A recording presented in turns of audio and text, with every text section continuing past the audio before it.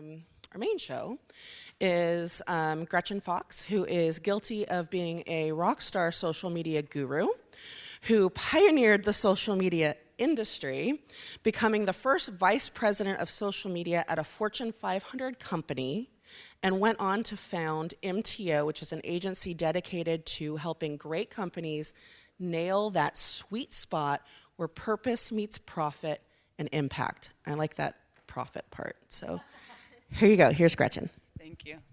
Hello, hello. Yay, let's do it again. Hi, everybody. Everybody, anyone need to stand up, move around? I know some of you have been sitting in here for a while. Feel free to move your bodies. It's a long day. I'm really happy to be here, and we are going to lighten the mood a little bit from the legal conversation, although it was a great conversation. I learned some things, which is great. Let me go ahead and jump into this. You guys hear me okay? Is this better? Okay, cool. So just a little bit about me. I started in social media before it was called social media. I created some of the first social media programs for really big sports properties, Wimbledon, New York City Marathon, Winter Olympics. Wound up at the startup where I had access to R&D funding to try to really learn all this stuff before anyone else had budget. For years and years and years, and still to this day, I'm sure some of you know this, a lot of people still think of social as a fad and a trend. Well, cut back to 2006, 2007, same thing, even worse. But I had a lot of money to play around. And so I'm a data geek, so I would take an action, try a strategy, try a tactic, and I would put it in a spreadsheet, and I would see what happens. And then I would wait an hour, and I would track that in a spreadsheet, literally like 11 to 13 times a day, like an OCD person. Because I wanted to learn exactly what moved the needle. I would change headlines, I would change call to action, I would change where I link people to, and I would really just pay attention to what moved the needle. And I really figured out what those levers were. I wound up then getting headhunted by Live Nation Entertainment and became vice president of social media. I was responsible for the brand, what I call social business. I'm going to talk to you a lot about what a social business is today. And then inherited and was promoted to handle Ticketmaster, ran both brands before starting my own agency. And when I started my own agency, I had a lot of people come to me asking me for our help with social media to help them make money. And some of the people couldn't afford to be able to have agency services, and I really started figuring out the pain that small businesses, medium-sized businesses are facing right now when you're competing with really big businesses. So a lot of what I'm bringing you to you today is how you can compete with big businesses. It's a passion of mine. I think the entire country, well, the world, but especially in this country, needs a strong small business community. And so it's really important to me that everyone in here knows what they need to do to be successful. And so today what I'm excited to share is really what I found to be a true secret sauce. And it's my recipe that we use with every company we work with, everybody we consult with, everyone we do workshops with. It's the same system over and over. It's tried and true. So I'm going to give you a lot of stuff. One of the things to note as I go into this is that I'm going to give you a lot today, okay? Let's not take it as like overwhelming. Just like take a bunch of notes. I'm going to give you access to a link where you can download a bunch of stuff. I'm going to give you an opportunity at the end to figure out how you can connect with me if you want more help in a way that's affordable. I really want to just make sure that as much as possible, I arm you with whatever you need to move forward and be able to compete in this way, because it's awesome and social media can be a superpower tool for you. Okay? So the first thing I need you to learn right now is social media is not about your Facebook page. When I say social media, I'm not talking about your Facebook page. I'm talking about the future of your business when it comes to the social digital age. Okay? Social media should be impacting every aspect of your business. It should be driving revenue. You should be active on it with your customer service, making sure people's questions are answered. Twitter is the #1 place for unsolicited feedback. You should be paying attention to what people say about your brand, your products there. Product development, competitive insights, so much content is being created by your customers, by your competitors. It's a treasure trove of information for you to bring back into your organization to help you make better decisions. So really, I want you to be thinking about this in a more holistic way than some kind of tactic on the side or silo off. Instead, it needs to be incorporated throughout every piece of the organization as much as possible, okay? So when I'm talking about social also, I'm also talking about this is the first time in history where everyone, literally almost everyone on the planet, is connected for the first time in history. We can connect with them as individuals and with businesses, and the power of this literally creates movements, protests in the streets across whole countries. It is so powerful, and that it's that energy, that collective community that I want you to imagine how you can tap into that. So this is the estimated value of the social economy. How much are you getting of that pie right now? And do you know how much you're getting from social media, right? You need to know these things. So I want to really quickly just go over some stats with you. I just updated these like a week ago. So they're fresh. Some of them I hadn't updated in a year, and I was really shocked to see some of how some of these increased. But so like I said, almost everybody's online now on the internet and connected. 4.3 billion internet users. So 4.8 billion. There's more mobile phone users than internet users because of a lot of countries that don't have the internet. They're still using the phone and using SMS. This is a stat that I updated from 10 to 12 hours in a year. People look at screens 12 hours a day right now. 87% of the time that they're looking at their mobile phone, they're in an app. The top 3 apps that they're in are all social. This is where people are spending their time. This is where you have to connect with them. And then 79%, so not everybody, but a lot of Americans have social media. I hear from different industries all the time, like, my demographic doesn't use social media. And I'm like, absolutely they do. They may not be getting great content from your industry, but they're using social media. They may be using it to look at their grandkids' photos, but everybody has a social media account. The other day, I said something about an Instagram account to my mom. She was like, I have an Instagram. I was like, oh, really? I had no idea. So then I want to tell you, so that's just a landscape so you can really understand how big this really is. And then on the business case, I'm going to tell you, I'm just going to click through these quickly. When you really take social seriously as a social business and think about how you can apply it to every piece of your business, every single stat shows that you're a better company, you're more profitable, employees want to stay longer, you have more influence as an executive, employees want to come work for you. What else we have here? I mean, literally, this is a good stat for you to know, 67% of the buyer's journey is done online. What's the first thing you guys do when you hear about a new product, a new service, or a person you meet? Google. We all research, right?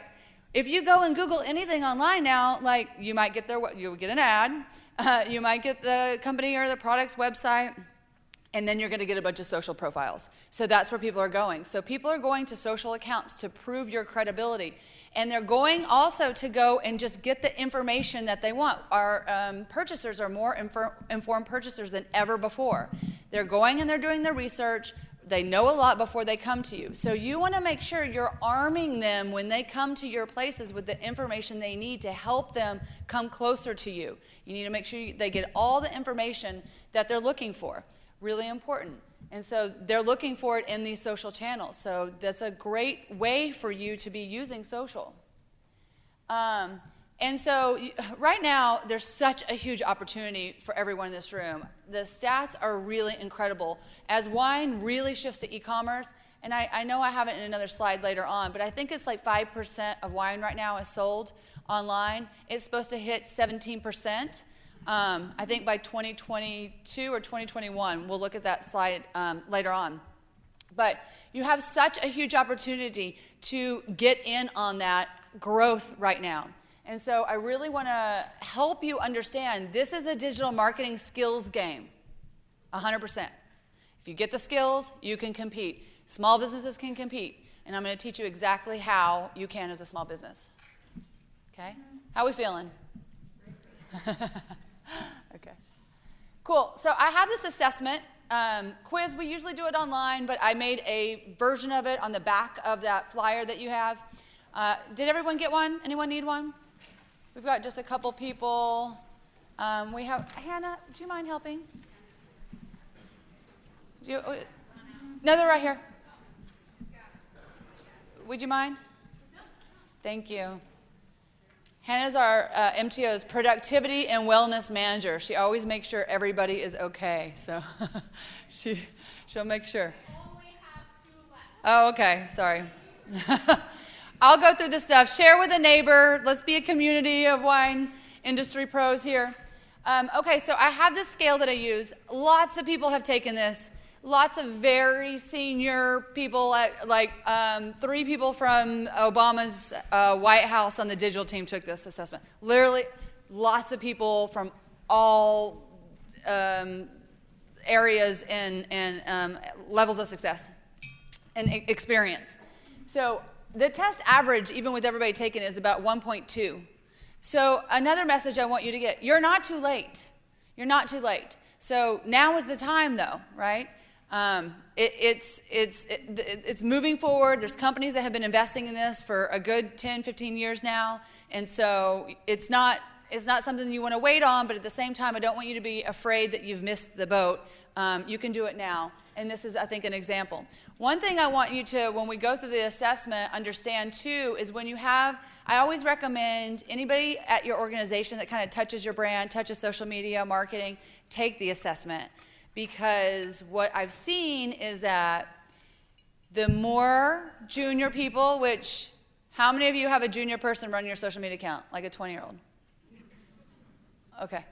The more junior a person is, the higher they rate themselves. Okay? And then the more experienced someone is, the lower they rate themselves. Right? So from the team on Obama's White House, none of them gave each other a 5. But I do have 20-year-olds fresh out of college that are at a startup that will, grade themselves very high. So I think it's a good idea to have everyone in your organization, everyone at your organization that touches social marketing, stuff like that, take it and then use it as a conversation tool so that you can really get a better idea of what's happening and what they think. And so, you'll see that someone has a 5 and someone has a 3 for one thing, and you guys can negotiate, where that really lands.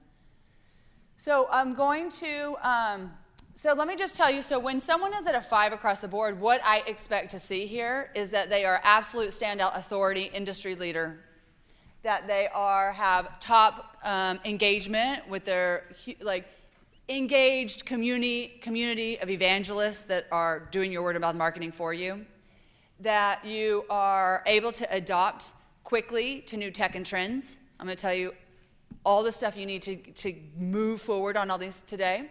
And then also that you are ROI positive. I go in and I talk to Fortune 500 companies and CMOs and tell them, in my opinion, social media marketing should not be a cost center. It should be a profit center. So that should help you reorient with how you're thinking about social. You should be making money off this. And if you're not, then you have some areas to explore and to improve and optimize. But it's real easy, and I tell companies we work with on the agency side, okay, we do all the audits, discovery, figure out what we're going to do, figure out a roadmap, and I'm like, okay, we're going to need at least 3 months to really get in here and get stuff moving. But we're going to test small. We're going to figure out how to really scale this. But nobody I've ever worked with, once you figure out, oh, if you spend $20, you get $150 back, or you spend $700 and you get $11,000 back. Nobody isn't like, just take my credit card, right? They're like, go, go, go. That's how this should be working for you. And then the last time, real-time responsive. A lot of you, I'm going to teach you today about, there's a lot of this stuff is on a continuum. And you want to make sure you're getting the basics covered, and you want to also really understand what the future looks like. And you need to know where you should be focusing your time. Because what you don't want to do is try to be doing advanced practices that are going to bury you when you should just be doing the basics. And you know, crawl, walk, run to the point that you get to that advanced 5 level. Real-time responsive is a good goal to have. That's like when stuff comes in, you can take advantage of it. One of my favorite examples, because when something hits the sort of national conversation, no one's ever warned about that. Usually something kind of comes up out of nowhere that happens. And I'm going to give you an example. So there's a Roxy Theater in the Sunset Strip. They've been around for, I'm not going to quote how long, decades, broken a lot of bands. A lot of the biggest bands you've ever known played their first big shows there. And the owner is my friend Nick Adler. It's his dad that started it, Lou Adler. And that business is still a family-owned business. And at the time, it was a family-owned business. And they have done all this work that I'm going to share with you today. They have a strong foundation. They're ready to roll. They pay attention to what's happening on the internet. Well, on one day, I feel like it was on The Voice, right? Is that the one Adam Levine's on? So it was on The Voice, and the show aired on East Coast time, and on The Voice, Adam Levine just goes on this whole rant about how when he played at the Roxy a long time ago is like a opening act that he didn't get a dressing room and just went off the rails kind of about the Roxy, which is not good for them. But they paid attention, and they were monitoring their social for mentions and stuff like that. It aired on East Coast time. They had their act together so much. By the time it aired on West Coast time, they had a photo up on their Twitter account that their marquee outside said, "Adam Levine, your dressing room is ready." Guess what? They won the national conversation. The press wanted to talk to them. How'd they get ready for this? How'd they respond so quickly? And the whole story became around how awesome the Roxy was. And they just were able to respond like, the headline act gets to choose a dressing room. We don't know why he said that. We love Adam Levine. I don't know what the problem is. But we thought it was fine. And, you know, we love him here. Literally made it this whole positive thing. He went on the air and apologized to them. So you never know when something's going to happen. You never know. But when you're prepared for it, you can really take advantage of these cool opportunities. Anyone remember that year that the Super Bowl and the lights went out? Right? The Super Bowl is so much about the advertising. All of you, any of us marketers are always paying attention to the commercials, talking about it all the next week. And that year, when the lights went out, Oreos was on the ball, and they did a tweet. I don't even remember what the tweet was, but it was about the darkness and Oreos. But it just totally won the moment, and they had an army of people monitoring and working it, but they were the ones everybody was talking about, not the people that spent $1 gazillion on the Super Bowl ads.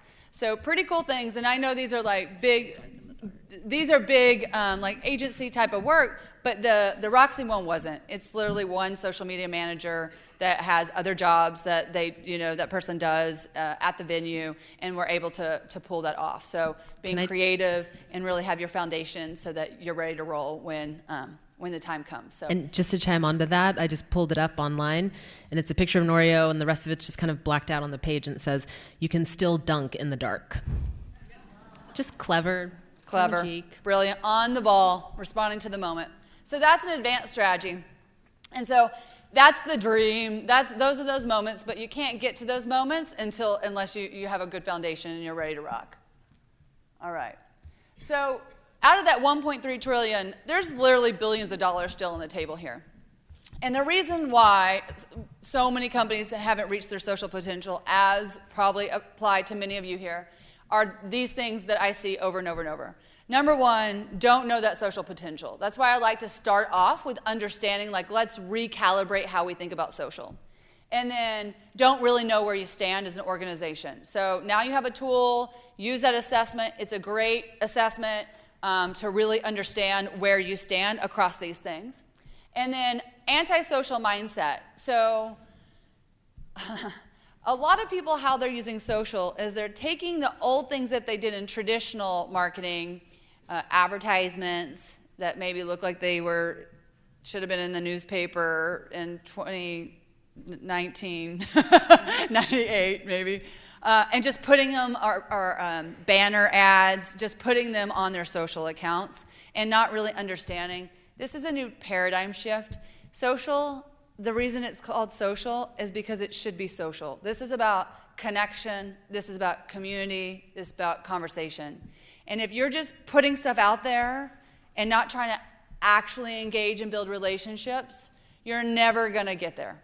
It's just the cost of doing business these days. And it is profound, the shift that happens when you change your mindset and you enter in your work with social to create real community, engagement, and relationships, okay? Do you know the person sitting to the left of you? You want to introduce yourself real quick? Force them to be social. It's bound to come up that she's going to be like, hey, if someone posts about your wine or something like that, for you to... Okay. Do you know the person to the right of you? And I don't know if we call that out. Do you know the person to the right of you? Would you like to introduce yourself? Let's just see how we go. Let's see how we go. No, totally. I mean, based on that conversation at lunch, feeling that right now. Yeah.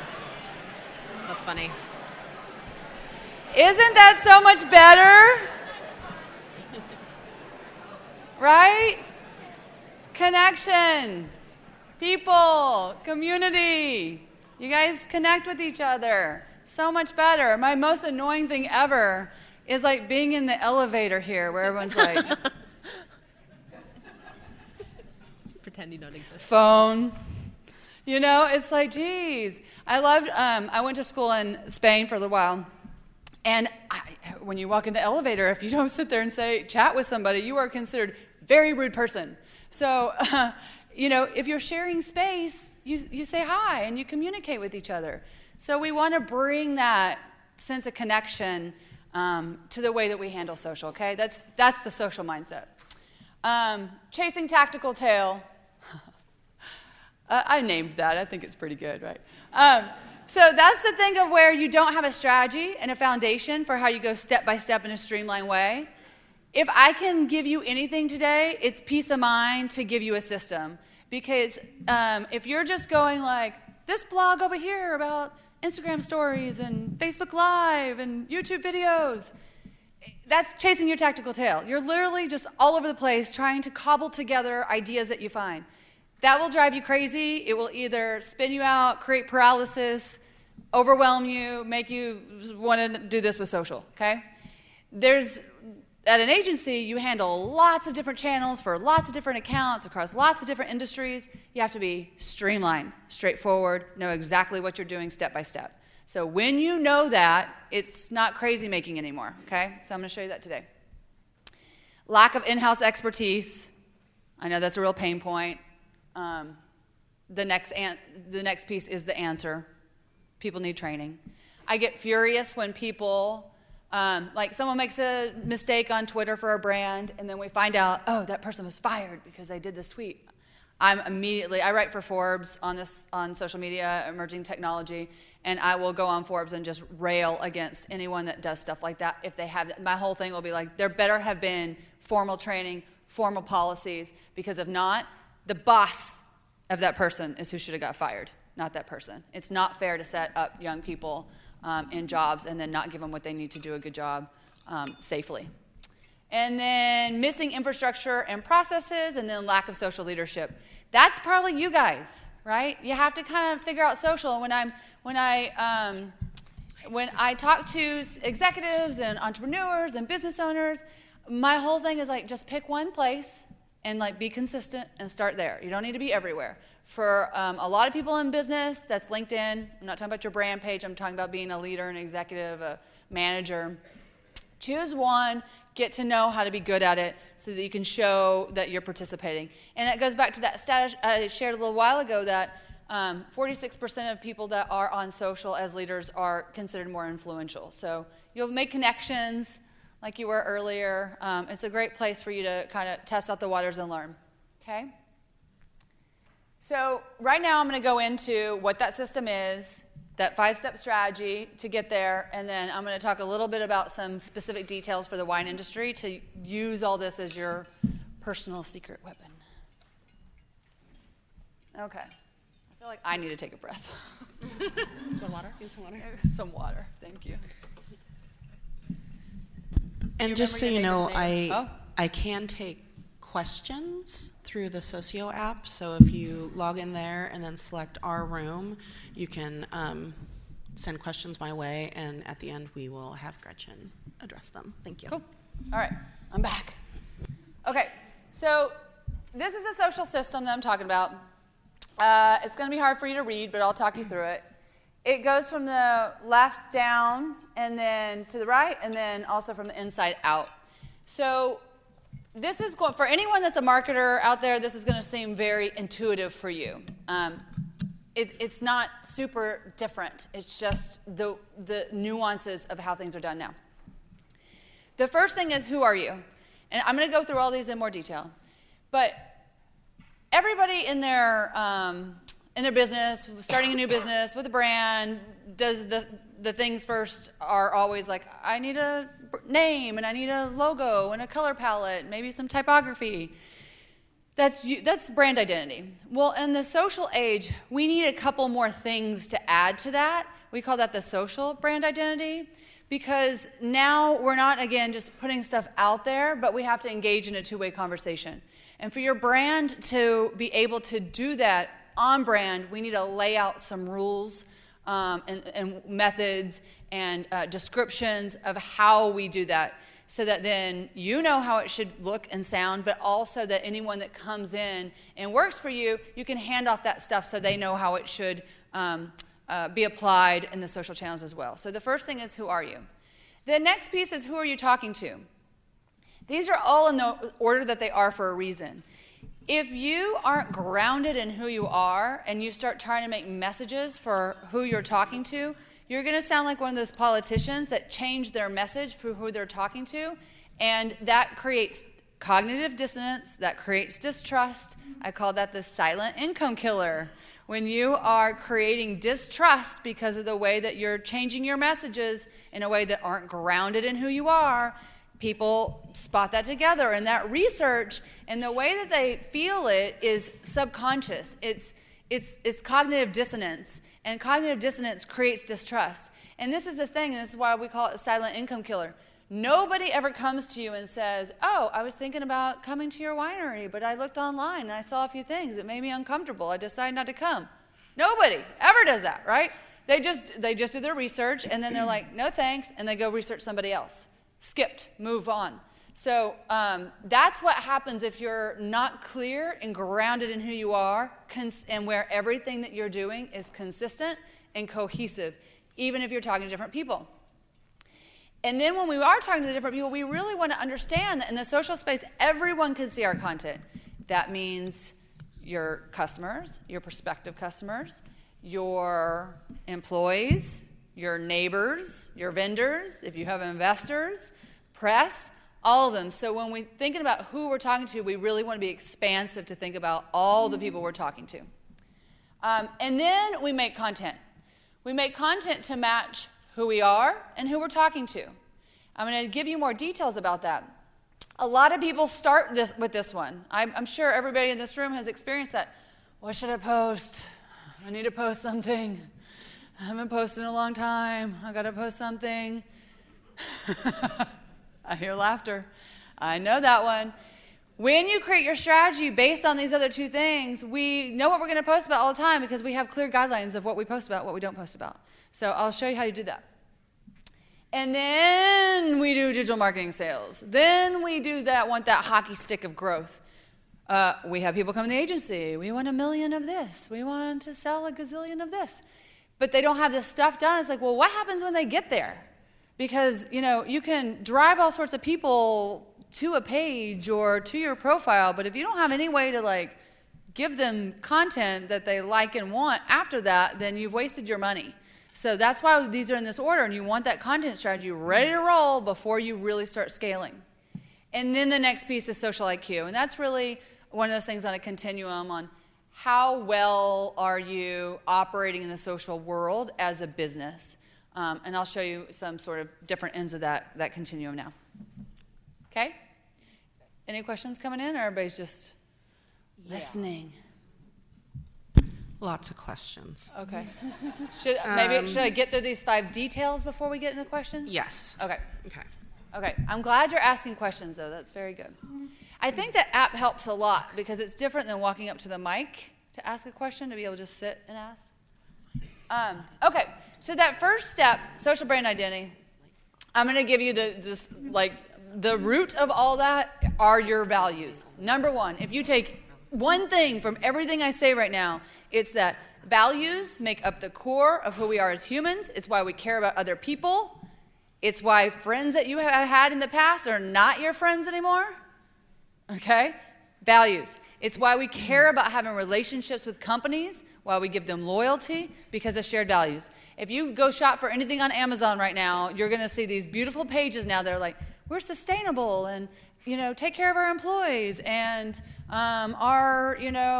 help farmers, whatever it is, because shared values are what people care about, and more, that's the purchase decisions, the reason that they're making the purchase decisions and creating loyalty for you. So you got to nail this part. If you can really isolate the values of your organization and bring that to life through social media, you will have the secret sauce, okay? That is the magic.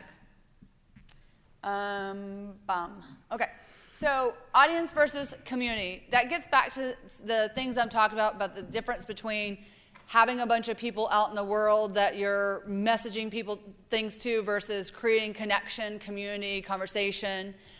You really want to take this approach. And I thought this was pretty cool.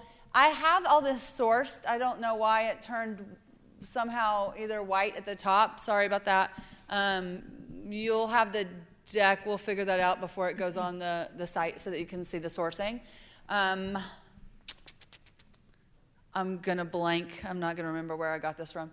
But these are a lot of the different audiences that have been defined for the wine industry, which I think are pretty cool ways in which to think about community and your different audiences. So basically, the way that we look at it, we'd like to decide these different sort of personas, and then really think through what are their needs. You should write this down. What are their pain points? What are your promises to them? And then what's the transformation they receive once you've delivered that promise? It's so much better. I call myself a transformational marketer. It's so much better to sell transformation than it is to sell the process. So when people come to you, whether it's a family, a good time at an event, or that they're able to kind of show off. There's very few psychological reasons that people participate and buy stuff, but it all comes down to a few different things like peace of mind, bragging rights, stuff like that. So you want to go through this process, understand who your people are, what they need from you, and how you can really serve. And the reason I use the word promise is because that's about something that you will always deliver. Always, always, always, always. Because then you can communicate about that consistently, and you don't have to be worried about it. The next thing is that, beyond bottle porn, lots of pictures of bottles on social media. So the way that we handle content, we think of as a content platform before we start driving a lot of people into it. There's 3 steps here. The first one, when we make a content calendar, and you should be operating off a content calendar. If you're not operating off a content calendar, make this a takeaway from you.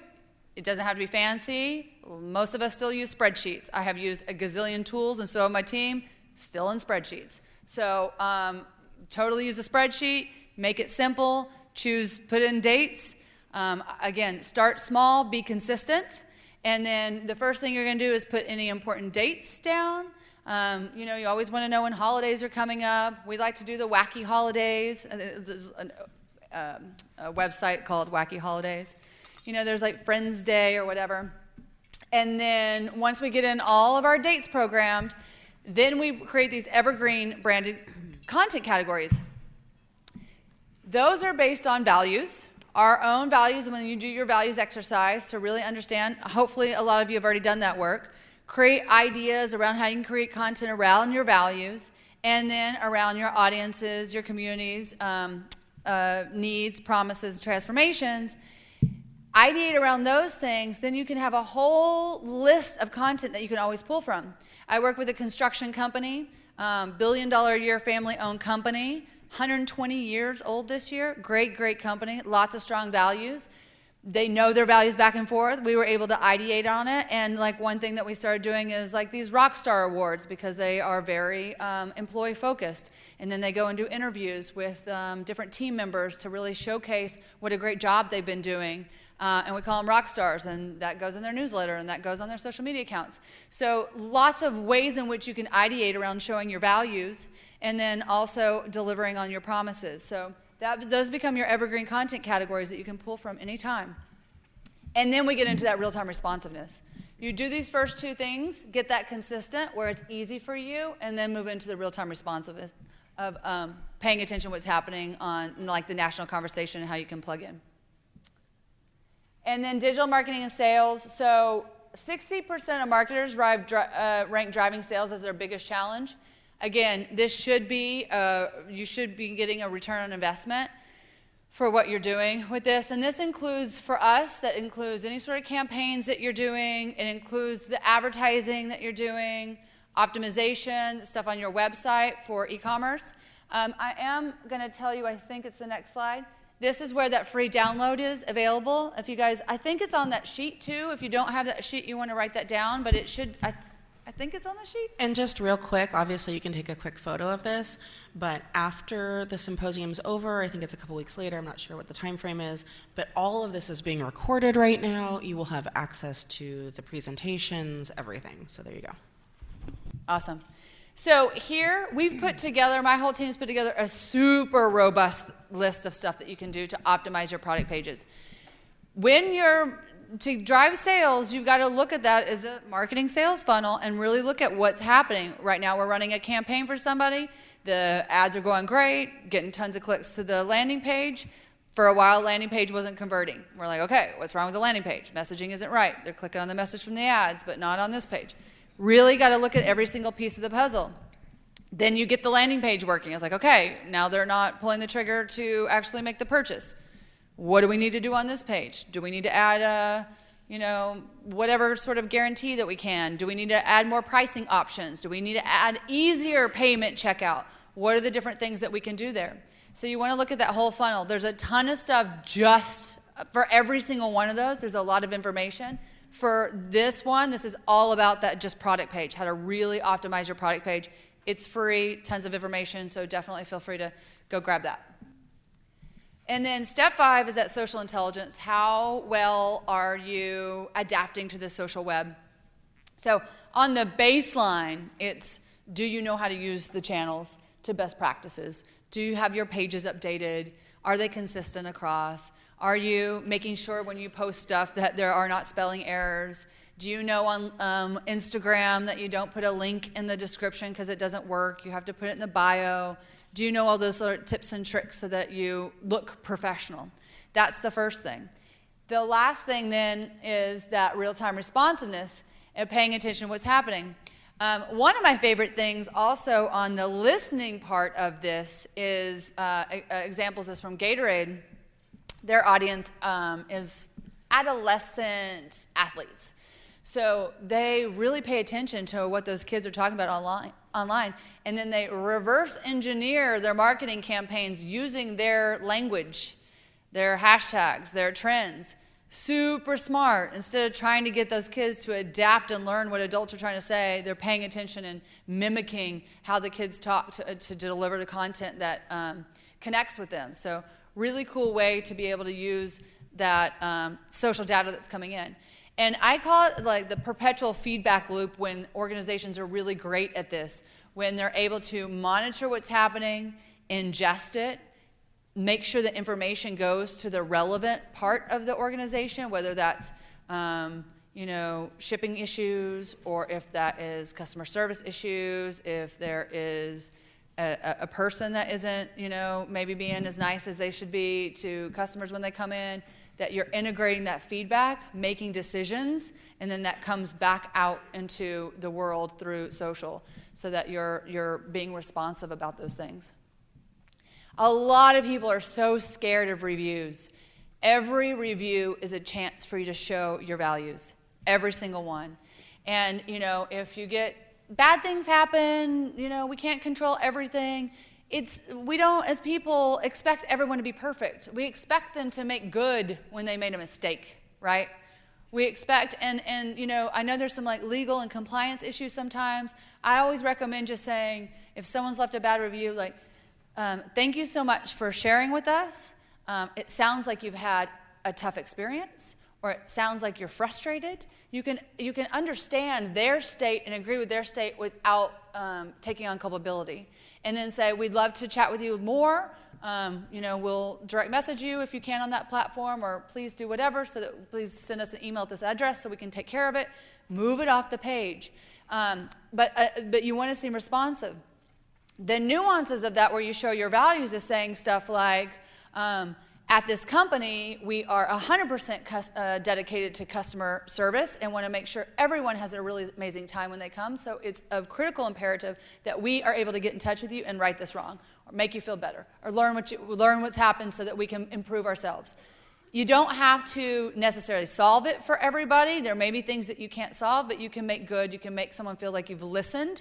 And little things, that you can do to help offset. There's little, I saw stuff about giving away the corkscrew or the T-shirt or something like that. There's things that you can do to make people feel like you've heard them that isn't super costly for you. I just want to chime in real quick. I've seen this in action before in social media with negative reviews, and I think a lot of people's inclination is either to respond right away and feel that they have to very quickly get back to these people, even though they might be emotionally turmoiled from it, or get defensive and try to prove that they weren't responsible for what happened. And I think taking the high road and discussing where you may have fallen short on what you're learning and just listening. Like, I've seen some pretty incredible about faces on consumer complaints, removal of consumer complaints online, et cetera. So don't negate the power of humility and grace. And, I have rolled up my sleeves to deal with an angry community of over 100,000 people at a time who are just riffing off each other, and it's exploded, and I've spent 8 to 10 hours a day in a room, in a social media channel with people trying to contain, and can get it back under control from using these practices. I mean, you'll have like 1 out of a gazillion that are not going to care whatever you do. It's not very likely. Most of the time, people just want you to say, like, I hear you, I heard you, thank you for making an effort to understand what my experience was. So real quick, we've got 10 minutes left, so I'm going to hold all these questions till the very end so she can get through all the content, and we can stay on time, so if you need to leave, you can, and then Gretchen can stay a little bit longer and answer questions. Yep, good. Okay, so I want to just go through, besides, these are all the things that every business can do to be successful. I want to go through some specific things for wine industry folks. So a couple we all know wine is super social, right? Wine, food, eating, friends, all go together. 7,000 wine tweets per day, a lot. 700,000 people are watching wine-related videos. I saw a stat that was not true about that. I just can't imagine it possibly being true. I don't know where it's circulating. Seems like a lot of places that wineries are the 3rd highest topic on Pinterest. Has anyone seen that stat? I found that stat in a lot of, like in the beginning, like the first days of Pinterest? Okay, because I'm like, I keep seeing this stat, and I'm like, there's no way, like, wineries are beating, like, recipes, right? Okay, so 1,300 bloggers specifically focused on wine. This is the stat I was talking about earlier that is the big one. 17% of retail sales will be e-commerce in 2022. Lots of money there, right? Going from 5 to 17% in 2 years. It's a big, big, big jump. That's why I keep saying you guys are not late. Now is the time. So I'm bummed that these aren't animated, but okay. So number 1, build and activate your community digitally. You need to move people from they come in a physical tasting room, to your winery, your vineyard, whatever it is. you need to get that contact information however you can, whether it's an email sign up, whether you're letting them do selfies and tagging you and having them follow you, whatever mechanisms you need to do legally to get your people into your social accounts, your digital accounts, your email account, you need to connect the dots for them. And then I will say there's a lot of talk that email is dead. I will say that email is not dead. There's a lot of new tools out there to communicate with people, but email is still a workhorse. And you can do a lot more with email than you can do sometimes with social, because those people are in your Database? In your database. Yeah. There's a legal issue that I guess I'm not completely, compliance issue that I'm not completely sure about the differences with social media and email. Is it a In big, terms of followership or? no, just like once they're in your email account, do you have more room then to be able to do stuff that you can't do in a more public setting like social media? Like winemaker dinner postings and stuff. If you verified their age, you can, but there's nothing to verify age until there's probably a point of purchase. I have just very recently seen a warning that in every e-blast that goes out at the footer, you should be saying that this shouldn't be forwarded to minors. Like, I literally just heard that a couple weeks ago for the first time. It seems like overkill, but it's becoming more prevalent. That's important. It seems obvious, but. The second one is creating loyalty through your fan base. This is, again, that thing about community and connection. Take care of people. I once worked at a startup where I had developed this community that were super active. I was so excited because it was a brand new community of people that had just been introduced to the company and the products we had. We're active, we're participating every day, asking each other questions, commenting, engaging. And I said that to an executive, I was junior then, and the guy goes, I don't care about the thousands of people we have. I care about the millions we don't. It's like, we're going to have problems here. You got to care about your people. Love them. Create super fans out of them. Create evangelists out of them. Those are your people. Bring them closer. Give them more. Do more for them. Those are your word of mouth army. You might not be able to promote everything you want on social media. They can. Right? Word of mouth army. That's what you want. The next one is creating new ways to make Oregon wine regions top of mind. So how much can you work together as community to do cool stuff together? How much can you do stuff around your region? You know, I think Bend does a super cool job of, like, you get the little pamphlet everywhere you go of all the beer places that you can go and collect the glass when you go to the different places and win an award when you get done with all the places. They do fun stuff. So, or you belong to something once you get a club, you get a membership, whatever you get for completing it all. But work together with each other. Create cool stuff that makes this area known and top of mind for their travel experiences around wine. And then customer-focused, data-oriented, and personalization. Personalization is everything. And right now, so when we're talking about optimizing sort of like landing pages where you're sending people, ideally, you're not sending everybody to one thing, right? You get to know your audiences. You have different messages that work for the different audiences. You send them to different pages. Even if you start off with like 2, you know, you want to just kind of expand and try to create more personalized, customized messages for different people. A lot of ways that we recommend people do that is by having maybe on your homepage that, you know, you can help after they've said they're 21 and over. You can help define some people, like, oh, are you trying to explore new wines? Or, you know, are you trying to find the best deal that you can? Whatever the type of personas that they are, that help them go to a specific page to get what they're looking for, and then you can orient all that messaging around them.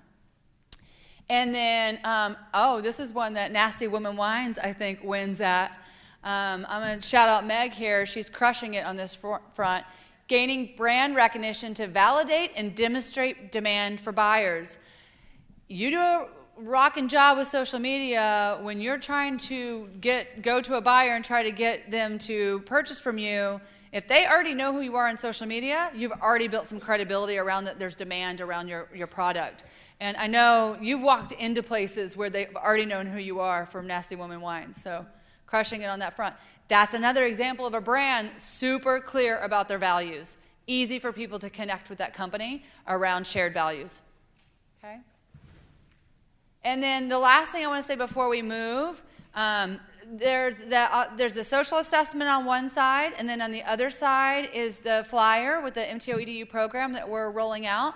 That is, I've been running this online education program for 4 years now, and we're doing a wine-specific version now with Oregon Wine Board, Oregon wineries, winemakers, any of you that are interested in this, and we have wine experts participating in it. And so what we do is we help through video content library and then weekly calls. The weekly calls are really the sweet spot where you get access to our digital agency team and then the wine industry experts. So we help you go through all this, get your foundation ready, and then also answer and help you with any questions that you have. Comes with a Facebook page available 24/7. So this is a really great way to get help that's super affordable for those that are really ready to make the leap. And then I guess let's jump into questions. So just to reiterate, the MTO EDU, so it's a monthly subscription, and you're going to be getting access to a lot of tactical things and checklists, and then also it's something that can help you build through all of these things, because this was a lot coming at you. So I like what Gretchen said, is maybe pick one or two things, do them really well, and then move forward from that. I want to just add really quickly, one of the cool things that's really important, whether you do it with us or any other way, is to do it with other people that are in the same situation as you. It can be a lonely entrepreneurship, doing digital, it can be a lonely job. When you're collaborating with other people and have that connection, that everybody's working on it together, it makes it way more fun. So one of the questions was, what do you recommend for social media training? And so this would be something that is affordable and bite-sized, and that you can, I understand the bandwidth issues, so you can do it as you are able. So that's one thing. And then another question that someone had, I'm going to kind of take it and see if you agree. Okay.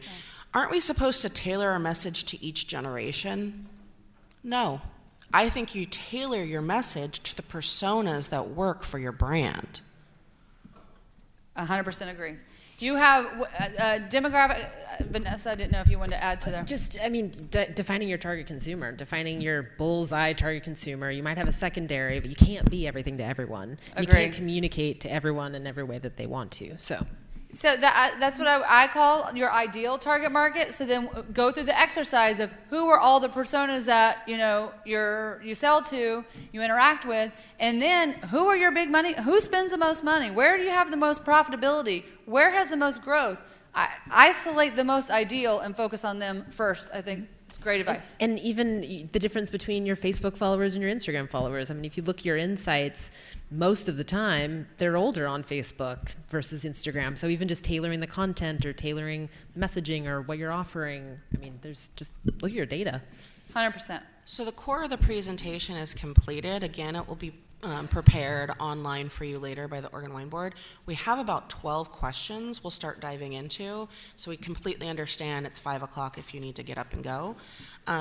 There's a couple questions talk about site remessaging. I'm assuming they mean retargeting? Retargeting, probably. Can you talk about that? So retargeting is one of the best things that ever happened to marketers. However, it's getting trickier and trickier with laws that are happening around data. But keep that in mind. But basically what happens is you set up a pixel, a cookie, a little piece of code on the back end of your website. Some of your back-end websites are better at enabling you to do this than others. I know you have to use a lot of different back-end technology to be able to distribute to different states, but some of them will allow you to put a pixel on there, this little piece of code, that then when someone comes to a page, that it connects with them in a way that when they go other place online, you can use different retargeting platforms. Facebook has one, where you can then serve ads to the other places they go of the stuff that they looked at. So how many of you have been shopping, and looking at a pair of shoes or, I don't know, a hammer, sorry. Probably not looking at a hammer for much. But, and then you go see that everywhere you go, right? The exact thing that you purchased, that you were looking at, it follows you around the internet. So that's remessaging, retargeting. It's a super great tool. It's very, very effective. If you can figure it out and get it done, it is one of the highest returns on your investment that you can do with advertising. And I think strategically too, you can limit how many different avenues you're retargeting. So some people go guts for glory, and you see it everywhere in every browser and everything. But you can actually just target to just be Facebook banner ads or just be Google, Instagram, or yeah. You don't have to go everywhere. Totally. Because that's just obnoxious. And also Facebook and Instagram, if you're not already doing that, those are very inexpensive platforms to test and try. I mean, you can try a little bitty $5, $25 budgets and kind of see and test and play around with. So, it doesn't require a ton of money to figure some of this stuff out. Social media. Are there any tasting rooms in this session utilizing a Wi-Fi gate to capture guest details, name, zip, and email in exchange for Wi-Fi access? Raise your hand if you're doing that. Everyone understand the question? When people at your location... So I go to your winery.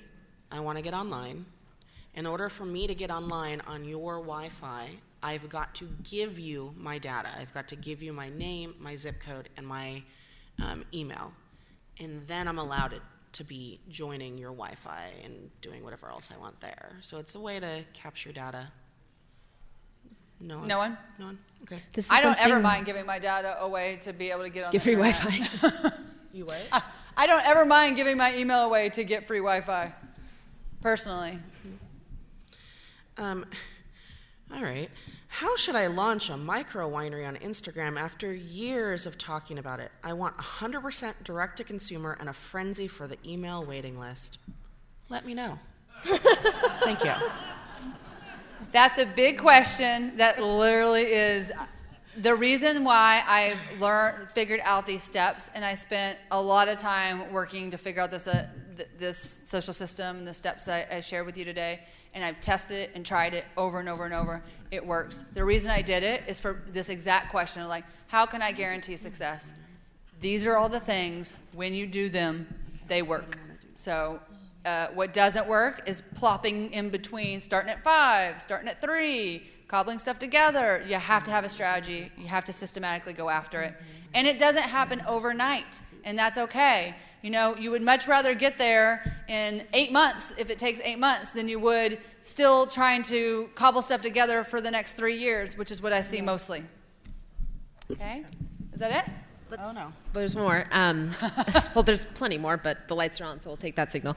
On Facebook, what is the rough ideal mix for sharing others' content, engaging with people who have interacted with our post, or creating and sharing new content?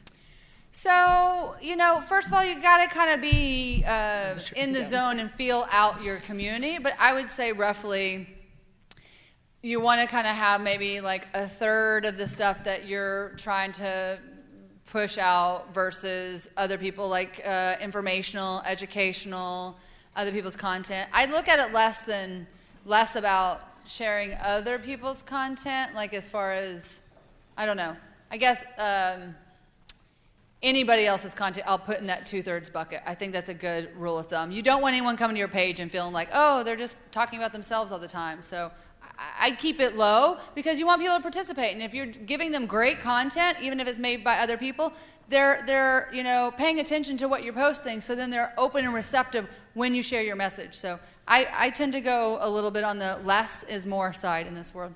And I just want to chime in too, when it comes to user-generated content, I mean, there's really simple ways that you can leverage it by just asking people permission.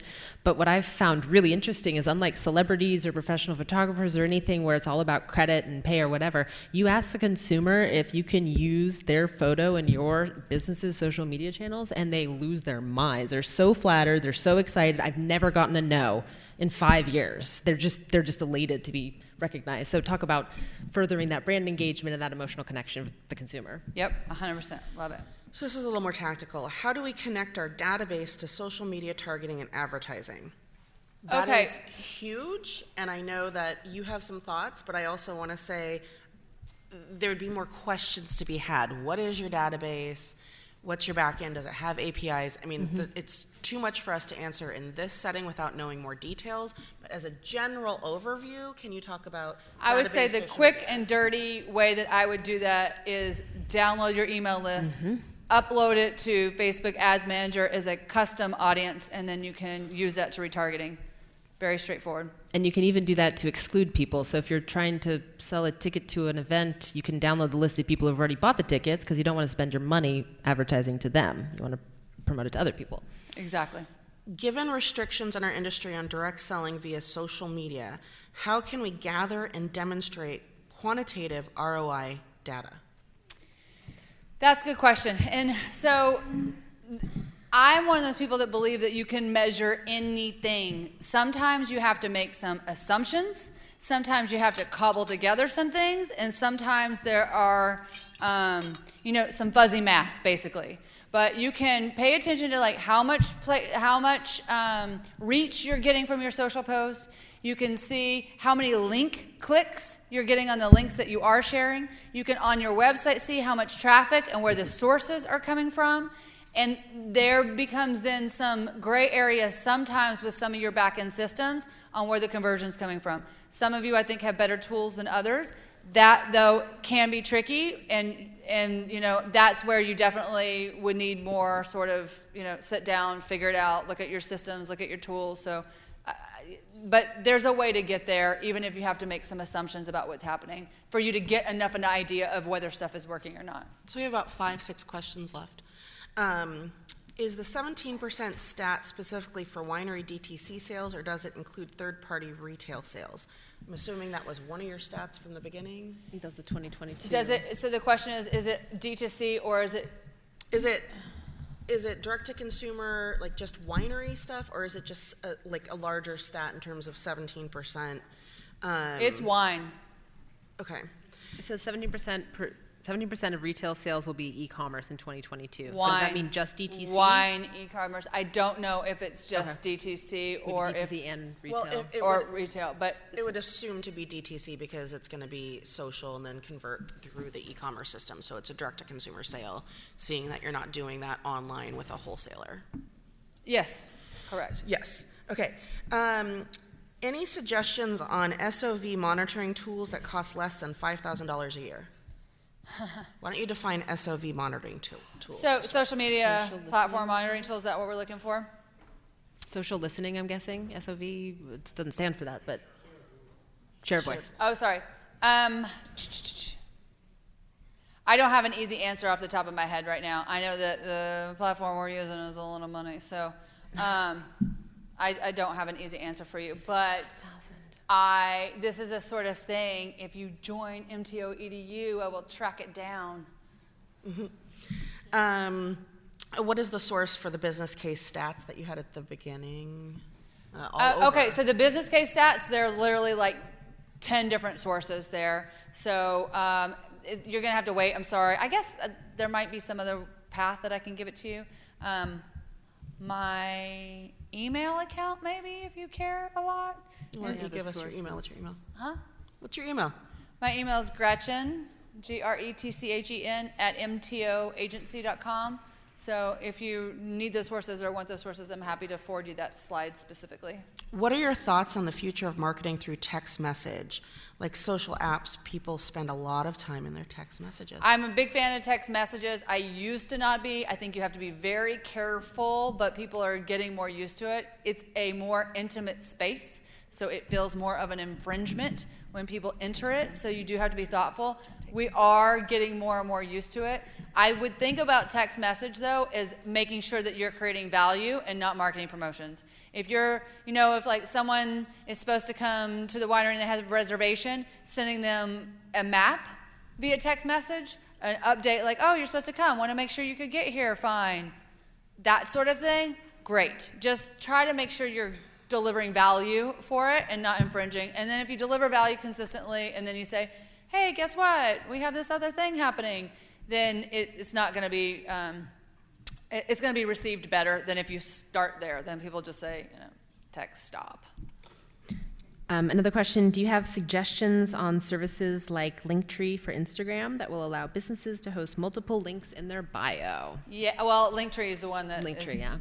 Linktree for sure. Love Love Linktree. I was doing for a while too. And I've always thought about doing like the manual method too, where you just have a landing page on your website and that's what you link to in your Instagram user profile. Yeah. And you can just build it yourself as your own feed too. Yeah, totally. But Linktree is literally like $6 a month, so. Is that cheap? Yeah, it's cheap. Not cheap. What's an example of a pain point that you'd imagine a wine consumer would have that we should be aware of as we create social content?